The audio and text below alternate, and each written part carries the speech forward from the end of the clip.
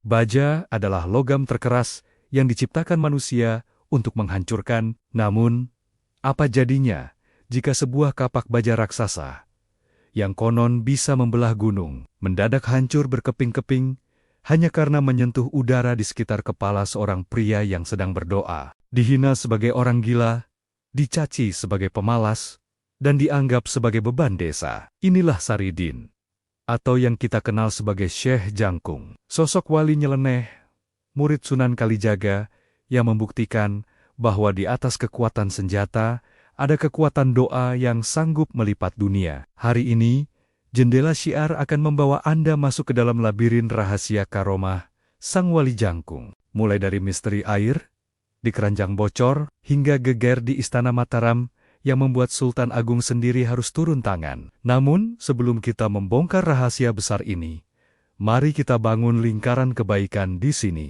Jika Anda mencintai sejarah para wali dan ingin channel ini terus menebarkan cahaya ilmu, silakan tekan tombol like sekarang juga. Dan bagi Anda yang baru pertama kali singgah, klik tombol subscribe agar Anda tidak tertinggal satupun perjalanan spiritual yang menggetarkan jiwa ini. Punya pengalaman batin atau cerita turun-temurun tentang Syekh Jangkung? Tuliskan di kolom komentar. Mari kita saling berbagi pengetahuan di bawah video ini. Sudah? Mari kita mulai kisahnya. Pernahkah Anda bertemu dengan seseorang yang penampilannya begitu kumal dan tindakannya begitu ganjil sehingga Anda tergoda untuk menghinanya? Di sebuah desa bernama Lando, hiduplah seorang pria bernama Saridin. Ia bukanlah pria yang gagah perkasa, bukan pula bangsawan yang berwibawa. Sebaliknya, ia sering dianggap sebagai beban desa, pria pemalas yang lebih suka bicara dengan pohon daripada bekerja di sawah. Namun, di balik baju yang penuh tambalan dan tawa yang sering dianggap gila itu, tersimpan sebuah rahasia yang akan mengguncang tatanan jagat raya. Kisah ini dimulai pada sebuah siang yang sangat terik, di mana para penduduk desa sedang bergotong royong memperbaiki saluran air. Di tengah keringat yang bercucuran, Saridin justru duduk bersantai di bawah pohon rindang sambil memandangi langit. Tindakan ini memancing amarah seorang mandor kejam yang merasa otoritasnya dilecehkan. Dengan suara menggelegar, mandor itu menghampiri Saridin dan memaki-makinya di depan orang banyak. Mandor itu berteriak bahwa orang seperti Saridin hanya tahu cara menghabiskan nasi tanpa tahu cara mengeluarkan tenaga. Ia menantang Saridin untuk melakukan pekerjaan paling berat yang bahkan tidak sanggup dilakukan oleh 10 orang pria dewasa sekaligus. Saridin hanya tersenyum tipis. Ia bangkit dengan perlahan, menatap sang mandor dengan pandangan yang sulit diartikan, lalu berkata dengan suara yang sangat tenang, namun sanggup membungkam seluruh riuh rendah di desa itu. Ia berkata bahwa tenaga manusia itu ada batasnya, namun tenaga yang bersumber dari Sang Pencipta tidak akan pernah habis. Perkataan itu justru dianggap sebagai bualan sombong. Rakyat mulai berbisik-bisik, ada yang mengasihaninya, namun lebih banyak yang mencibir. Mereka tidak tahu bahwa saat itu, Saridin sedang mulai menunjukkan siapa dirinya yang sebenarnya. Sang mandor yang terbakar amarah, kemudian memberikan sebuah tugas yang mustahil. Ia memerintahkan Saridin untuk memindahkan bongkahan batu raksasa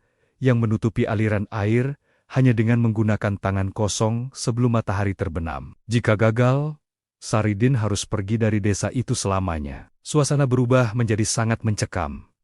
Para penduduk berhenti bekerja. Mereka ingin melihat bagaimana pria yang dianggap gila ini akan hancur oleh kesombongannya sendiri. Namun, saat Saridin mulai mendekati batu raksasa itu, udara di sekitar desa tiba-tiba terasa dingin secara ganjil. Angin berhembus kencang, membawa aroma tanah basah, seolah alam semesta sedang bersiap menyaksikan sesuatu yang tidak masuk akal akan terjadi. Saridin meletakkan tangannya di atas batu dingin itu. Ia memejamkan mata.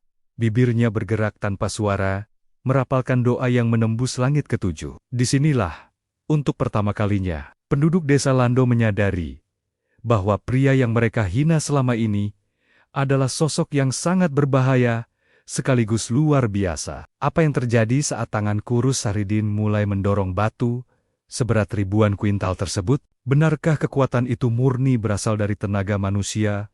Ataukah ada malaikat yang turun tangan membantunya? Kejadian yang akan mengubah nasib Saridin dari seorang pengacau desa menjadi sosok yang paling dicari oleh raja-raja Mataram ini.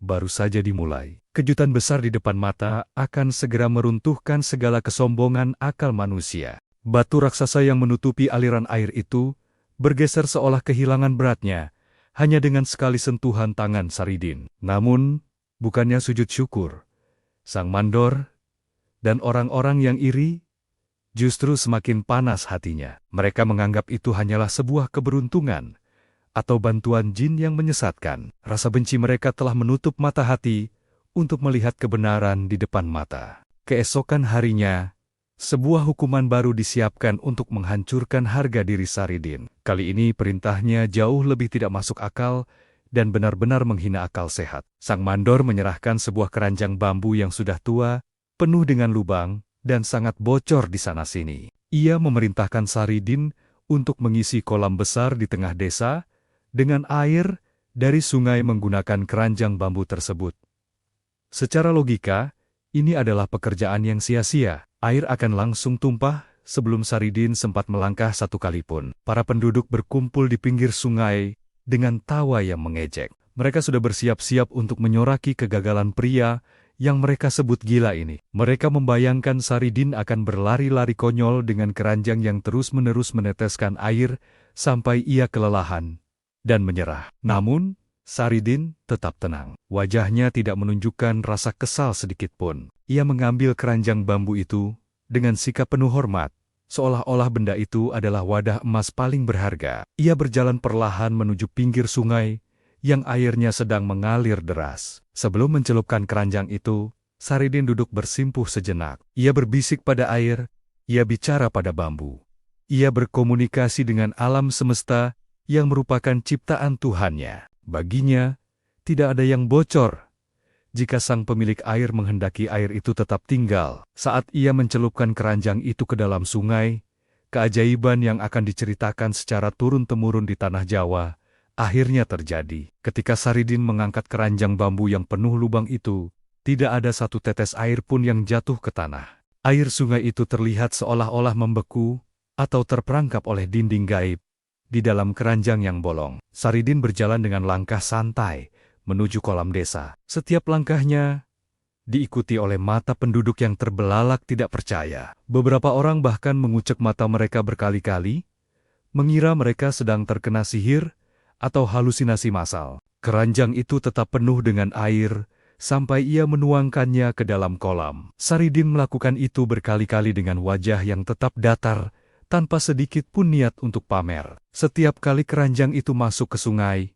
air tetap tunduk pada perintahnya. Tawa ejekan penduduk perlahan-lahan berubah menjadi kesunyian yang mencekam. Rasa takut mulai merayap di hati mereka yang tadi menghina. Sang Mandor yang tadinya berdiri angkuh kini gemetar hebat. Ia menyadari bahwa ia bukan sedang berhadapan dengan pengemis atau orang gila, melainkan sedang berhadapan dengan seseorang yang memiliki kedekatan khusus dengan Sang Pencipta, seseorang yang kata-katanya diikuti oleh alam semesta. Namun, keajaiban ini justru menjadi awal dari konflik yang lebih besar. Karena berita tentang air di dalam keranjang bocor ini terdengar sampai ke telinga para jawara yang merasa tertantang untuk menguji ilmu batin Saridin. Mereka tidak suka melihat ada orang yang lebih sakti tanpa memiliki silsilah perguruan yang jelas. Siapakah para pendekar yang akan datang untuk menjajal kesaktian Saridin? Dan bagaimana reaksi Saridin saat seorang jawara dengan senjata kapak baja mulai muncul di perbatasan desa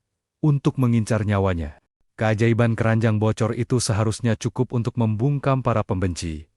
Namun hati yang sudah tertutup iri dengki justru semakin mencari celah untuk menjatuhkan. Sang Mandor dan beberapa tetua desa yang merasa kehilangan muka menuduh Saridin melakukan praktik sihir hitam. Mereka menghasut warga dengan mengatakan bahwa kesaktian Saridin hanyalah tipuan mata yang akan membawa kutukan bagi desa Lando.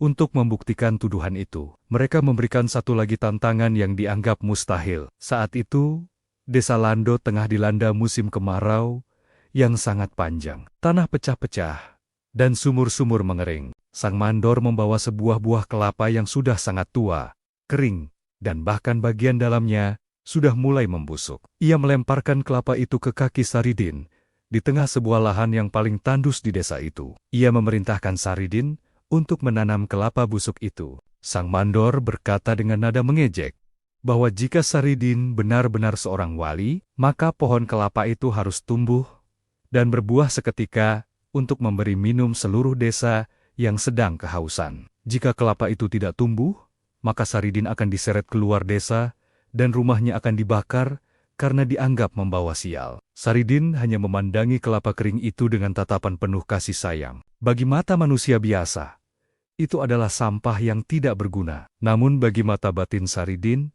tidak ada yang mati selama napas kehidupan dari Sang Pencipta masih ada. Ia mulai menggali tanah yang keras dan panas itu dengan tangan kosongnya. Debu beterbangan, namun Saridin tetap tenang, seolah ia sedang menanam harapan di taman surga. Setelah kelapa itu terkubur di dalam tanah tandus, Saridin berdiri dan menengadahkan tangannya ke langit. Ia tidak meminta hujan, ia tidak meminta keajaiban untuk dipamerkan, ia hanya meminta agar Allah menunjukkan kemahakuasaan-Nya kepada mereka yang sedang buta mata hatinya. Suasana di lahan itu mendadak menjadi sangat sunyi. Burung-burung berhenti berkicau, dan angin seolah berhenti berhembus. Tiba-tiba, bumi di bawah kaki Saridin bergetar hebat. Dari dalam tanah yang gersang itu, muncul sebuah tunas hijau yang sangat segar. Tunas itu tumbuh dengan kecepatan yang tidak masuk akal. Hanya dalam hitungan detik, ia berubah menjadi batang pohon kelapa yang kokoh,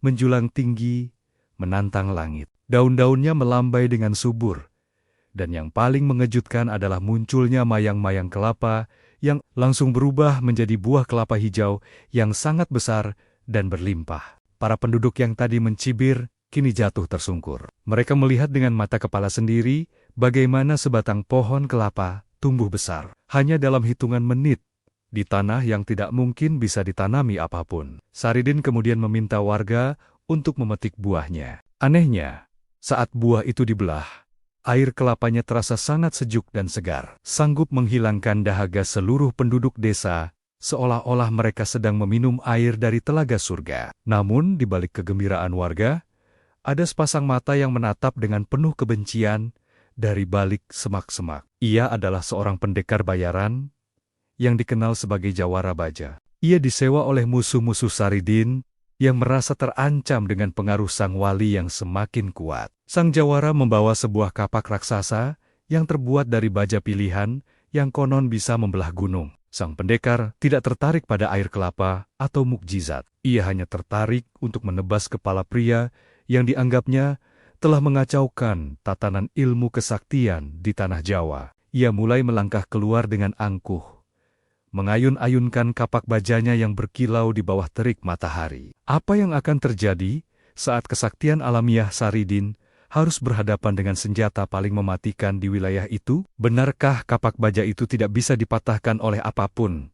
Ataukah ia akan menjadi saksi bisu atas runtuhnya kesombongan manusia? Kabar tentang pohon kelapa ajaib yang tumbuh dalam sekejap menyebar hingga ke perbatasan kadipaten. Namun bagi seorang pria bernama Surogento, kabar itu bukanlah berita gembira, melainkan sebuah tantangan bagi harga dirinya. Surogento adalah seorang jawara bayaran yang kesohor dengan julukan Sang Jawara Baja. Di punggungnya tersampir sebuah kapak raksasa yang ditempa dari baja inti gunung. Sebuah senjata yang konon telah meminum darah ratusan lawan dan tak pernah tumpul apalagi patah. Surogento datang ke desa Lando bukan untuk mencari air kelapa penyejuk dahaga. Ia datang membawa api kebencian. Baginya, kesaktian Saridin hanyalah trik murahan yang harus diakhiri dengan ketajaman baja. Ia berjalan membelah kerumunan warga yang sedang berpesta air kelapa. Langkah kakinya berat, dan setiap hentakannya membuat debu beterbangan. Suasana yang tadinya penuh tawa, mendadak senyap, berubah menjadi mencekam, seolah maut baru saja datang bertamu. Dengan suara parau yang menggetarkan nyali, Sang Jawara Baja berteriak memanggil nama Saridin. Ia menantang Saridin untuk menunjukkan apakah kulitnya sekeras pohon kelapa yang ia tanam, ataukah lehernya akan terputus semudah membelah buah kelapa. Ia mengayunkan kapak raksasanya ke sebuah batu besar di pinggir jalan. Dan hanya dalam satu kali tebas, batu itu hancur berkeping-keping. Ia ingin menunjukkan bahwa tidak ada yang bisa selamat dari kemarahan bajanya. Saridin yang sedang duduk santai di bawah pohon kelapa barunya, hanya menoleh sedikit. Tidak ada gurat ketakutan di wajahnya. Ia justru tersenyum ramah, seolah yang datang bukanlah seorang pembunuh, melainkan sahabat lama. Saridin berkata dengan tenang, bahwa baja hanyalah benda mati yang tidak memiliki kuasa apa-apa jika tidak diizinkan oleh sang pemilik nyawa. Ia meminta Surogento untuk membuang amarahnya, karena amarah hanya akan menghancurkan dirinya sendiri. Perkataan itu justru membuat Surogento semakin naik pitam. Ia merasa direndahkan oleh seorang pria kumal yang bahkan tidak memegang senjata. Ia menantang Saridin untuk berdiri dan bertarung secara jantan. Namun, Saridin tetap duduk bersila. Ia berkata bahwa ia tidak perlu berdiri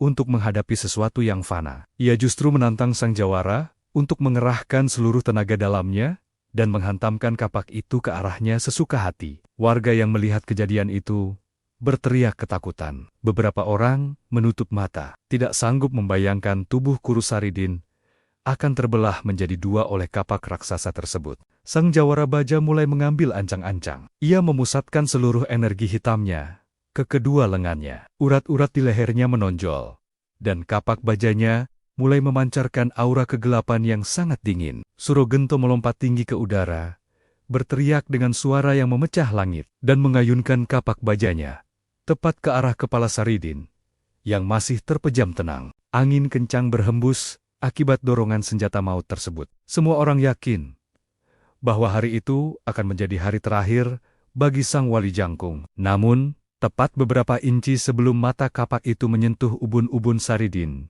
sesuatu yang di luar akal manusia terjadi. Seolah-olah ada dinding udara yang tak kasat mata, namun lebih keras dari intan yang melindungi tubuh Saridin. Suara dentuman yang sangat keras terdengar, hingga membuat telinga orang-orang yang hadir di sana berdenging hebat. Apa yang terjadi dengan kapak baja yang konon tidak bisa patah tersebut? Apakah Saridin benar-benar memiliki kekebalan tingkat tinggi?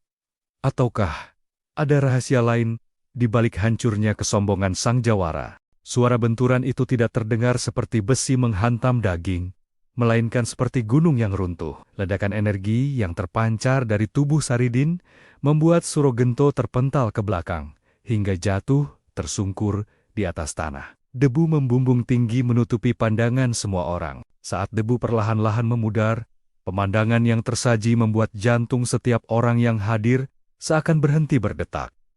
Saridin masih duduk tenang dalam posisi zikirnya. Tidak ada satu goresan pun di kulitnya.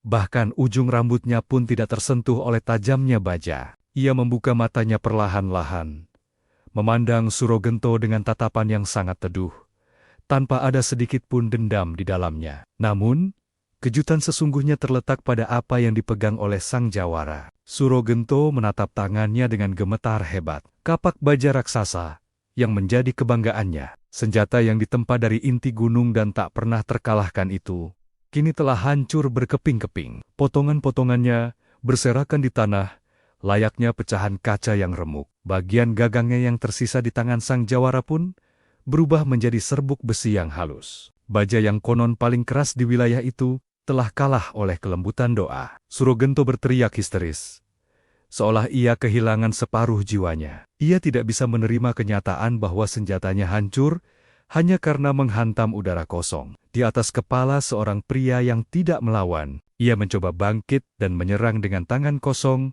namun kakinya terasa sangat lemas, seolah tulang-tulangnya telah berubah menjadi air. Saridin kemudian mengambil satu kepingan kecil baja yang hancur itu. Ia meniupnya perlahan, dan kepingan baja itu mendadak berubah menjadi sekuntum bunga melati yang sangat harum. Saridin berkata dengan suara lirih, bahwa kekerasan hanya akan melahirkan kehancuran, sedangkan kelembutan batin akan melahirkan kehidupan yang abadi. Ia mengingatkan bahwa senjata sehebat apapun hanyalah benda mati, dan tidak ada yang benar-benar kuat di dunia ini, kecuali atas izin Sang Pencipta. Kejadian ini meruntuhkan seluruh kesombongan para pembenci Saridin. Sang mandor yang selama ini menyiksanya, kini lari tunggang langgang karena ketakutan. Penduduk desa yang tadinya ragu, kini bersimpuh memohon maaf atas segala hinaan yang mereka lontarkan. Mereka menyadari bahwa di hadapan mereka berdiri seorang kekasih Allah yang dikirim untuk membawa petunjuk. Namun, berita tentang hancurnya kapak baja legendaris ini tidak berhenti di desa Lando saja. Kabar ini terbang dengan cepat menembus dinding tebal Istana Mataram. Sultan Agung, sang penguasa besar, yang juga seorang ahli spiritual, mulai mendengar tentang adanya seorang pria ajaib yang sanggup menghancurkan baja tanpa menyentuhnya. Sultan merasa ada sesuatu yang tidak beres. Apakah pria ini seorang wali yang akan membantunya? Ataukah seorang pengacau yang akan mengancam kekuasaannya? Sang raja pun memutuskan untuk mengirim pasukan pilihan untuk menjemput Saridin dan membawanya ke pusat kekuasaan. Bagaimanakah nasib Saridin saat ia harus meninggalkan desanya dan berhadapan langsung dengan wibawa sang penguasa tanah Jawa? Apakah kesaktiannya akan tetap muncul di hadapan ribuan prajurit Mataram? Berita tentang hancurnya Kapak Baja Suro Gento merambat lebih cepat dari hembusan angin. Kabar itu menembus hutan, menyeberangi sungai, hingga akhirnya sampai ke telinga para intelijen Kesultanan Mataram. Sultan Agung, sang penguasa besar yang dikenal memiliki mata batin tajam, merasa terusik. Beliau tidak bisa membiarkan ada seseorang dengan kekuatan sebesar itu tanpa diketahui siapa jati diri sebenarnya. Satu peleton pasukan pilihan Mataram dengan seragam merah darah dan tombak mengkilap dikirim menuju desa Lando. Mereka membawa titah resmi dari keraton bahwa Saridin ke hadapan Sultan, hidup atau mati. Kedatangan pasukan ini membuat desa Lando yang tenang kembali dicekam ketakutan. Penduduk desa menangis, mengira sang wali akan dihukum mati karena dianggap menyaingi wibawa raja. Namun, reaksi Saridin justru di luar dugaan. Saat pemimpin pasukan membacakan perintah penangkapan dengan suara lantang, Saridin justru tertawa kecil. Ia meminta izin untuk membawa sebuah bungkusan kecil berisi bekal nasi dan air dalam wadah bambu. Ia melangkah mengikuti pasukan itu dengan tangan yang seolah-olah menyerahkan diri. Namun langkah kakinya terasa sangat ringan. Bahkan, para prajurit berkuda pun merasa kesulitan untuk mengimbangi kecepatan berjalan kaki Saridin. Perjalanan menuju Mataram bukanlah perjalanan biasa. Di tengah hutan jati yang lebat, rombongan itu dihadang oleh sekelompok perampok sakti yang telah lama menjadi buronan kerajaan. Para perampok ini bermaksud merampas perbekalan dan senjata pasukan Mataram. Saat pertempuran sengit pecah, Saridin tetap duduk tenang di bawah pohon jati. Para prajurit Mataram mulai terdesak oleh ilmu hitam yang digunakan para perampok. Melihat hal itu, Saridin tidak menggunakan pedang atau kesaktian yang meledak-ledak. Ia hanya mengambil sebutir nasi dari bekalnya, lalu melemparkannya ke arah para perampok sambil berbisik halus. Ajaib, butiran nasi itu berubah menjadi ribuan lebah hutan yang sangat ganas, menyerang para perampok hingga mereka lari kocar-kacir masuk ke dalam hutan. Para prajurit Mataram terpaku. Mereka menyadari bahwa tawanan yang mereka bawa bukanlah orang sembarangan. Namun, ketegangan baru muncul saat mereka tiba di pintu gerbang luar keraton Mataram. Para pengawal gerbang yang angkuh melihat penampilan Saridin yang kumal, berdebu, dan penuh tambalan. Mereka menganggap kehadiran Saridin adalah sebuah penghinaan bagi kesucian istana. Saridin dilarang masuk. Ia diperlakukan seperti pengemis, rendahan. Pemimpin pasukan mencoba menjelaskan bahwa ini adalah perintah Sultan. Namun para pengawal tetap bersikeras bahwa siapapun yang masuk ke hadapan raja harus memakai pakaian yang pantas. Saridin hanya tersenyum tipis. Ia berkata bahwa jika mereka melihat pakaian dan bukan melihat jiwa, maka sebenarnya mereka sedang menjaga sebuah rumah kosong yang tidak ada isinya, karena dianggap melawan. Saridin akhirnya diringkus dan dijebloskan ke dalam penjara bawah tanah keraton yang paling gelap dan paling kuat. Pintu penjara itu terbuat dari kayu jati tebal yang dilapis baja dan dikunci dengan gembok raksasa. Namun, para penjaga tidak tahu bahwa bagi seorang seperti Saridin, dinding penjara hanyalah sebuah bayangan semu yang tidak akan pernah bisa memenjarakan cahaya. Apa yang akan terjadi saat Sultan Agung masuk ke dalam ruang penjara untuk menemui sang wali, namun tidak menemukan siapapun di dalamnya? Dan di manakah Saridin berada saat seluruh keraton Mataram mencarinya dengan penuh kepanikan? Malam itu, sel penjara bawah tanah Mataram terasa sangat sunyi dan dingin. Para penjaga berdiri tegak dengan obor yang menyala di tangan, memastikan bahwa pria kumal yang dianggap pengacau itu tidak memiliki celah untuk melarikan diri. Mereka yakin, sesakti apapun seseorang, tidak ada yang bisa menembus dinding batu setebal 1 meter dan pintu kayu berlapis baja yang kuncinya dipegang langsung oleh kepala prajurit. Namun, ketenangan itu mendadak berubah menjadi kepanikan luar biasa saat fajar mulai menyingsing. Ketika kepala prajurit datang untuk memberikan makan, ia mendapati sel itu dalam keadaan terkunci rapat. Gemboknya masih utuh, namun di dalamnya sama sekali tidak ada orang. Saridin telah menghilang tanpa meninggalkan jejak sedikit pun.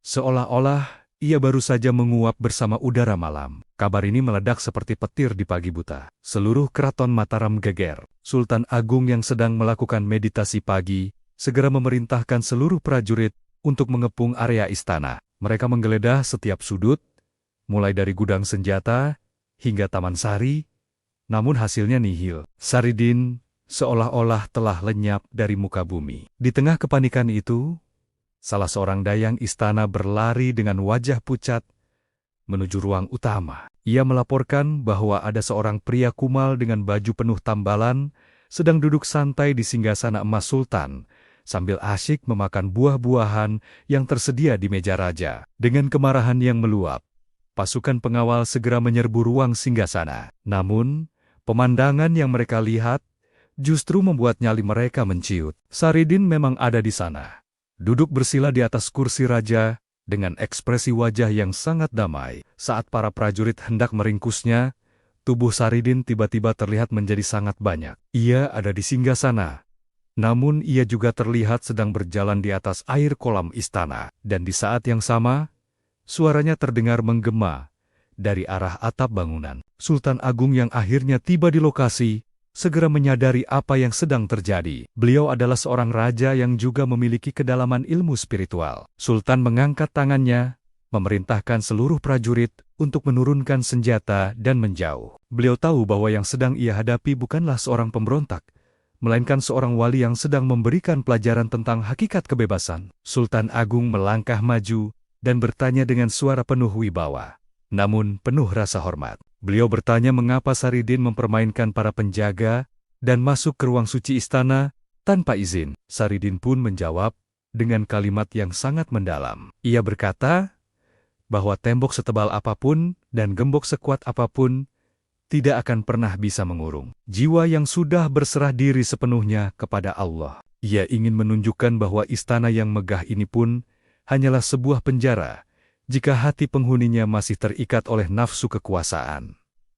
Sultan Agung tertegun, ia melihat cahaya yang sangat terang terpancar dari dahi Saridin. Di titik itulah, sang penguasa besar Mataram menyadari bahwa pria yang dianggapnya gila ini adalah guru spiritual yang dikirim oleh alam semesta untuk menjaganya agar tetap rendah hati di puncak kekuasaan. Sultan kemudian mengajak Saridin untuk berbicara empat mata di ruang rahasia. Di sana, sebuah perjanjian batin terjadi antara sang raja dan sang wali. Namun, perjalanan Saridin di Mataram tidaklah lama. Ia merasa tugasnya untuk mengingatkan sang penguasa telah usai, dan ia rindu untuk kembali ke desa Lando demi menghabiskan sisa hidupnya dalam kesunyian. Bagaimanakah akhir dari perjalanan sang wali jangkung setelah ia kembali ke desanya, dan apakah benar ia meninggalkan sebuah pusaka gaib yang hingga kini masih menjaga tanah Jawa? Setelah pertemuan rahasia dengan Sultan Agung yang mengubah pandangan sang raja terhadap kekuasaan,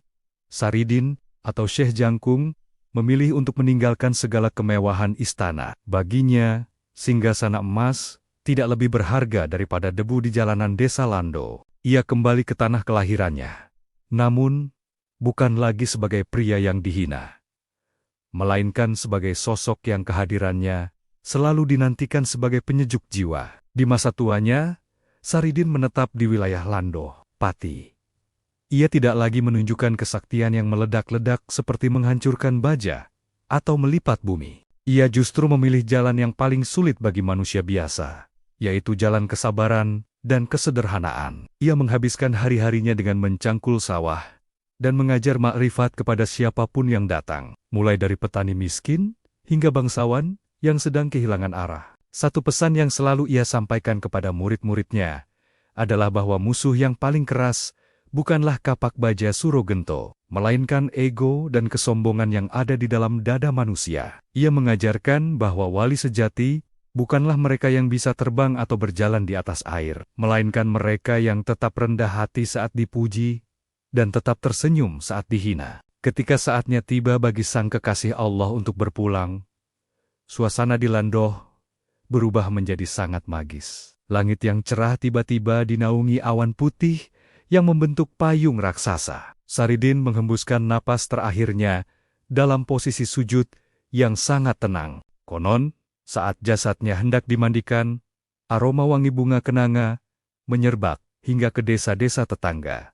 Seolah-olah bumi pun ikut merayakan kepulangannya menuju Sang Pencipta. Namun keajaiban tidak berhenti sampai di situ. Syekh Jangkung meninggalkan sebuah warisan spiritual yang hingga kini masih dipercaya oleh masyarakat. Makamnya di Landoh tidak pernah sepi dari peziarah yang mencari ketenangan batin. Banyak yang percaya bahwa tanah di sekitar makam beliau membawa keberkahan bagi pertanian. Sebuah pengingat akan karomahnya saat menanam pohon kelapa di tanah tandus. Warisan terbesar dari Syekh Jangkung bukanlah tentang kesaktian fisik, melainkan tentang keberanian untuk menjadi diri sendiri di tengah tekanan dunia. Ia membuktikan bahwa kebenaran tidak butuh pengakuan dari manusia, dan kekuatan sejati tidak butuh senjata yang tajam. Doa yang tulus dan hati yang jernih sanggup meruntuhkan gunung kesombongan sekeras apapun. Kisah Syekh Jangkung adalah cermin bagi kita semua agar tidak terburu-buru menghakimi orang lain dari penampilannya.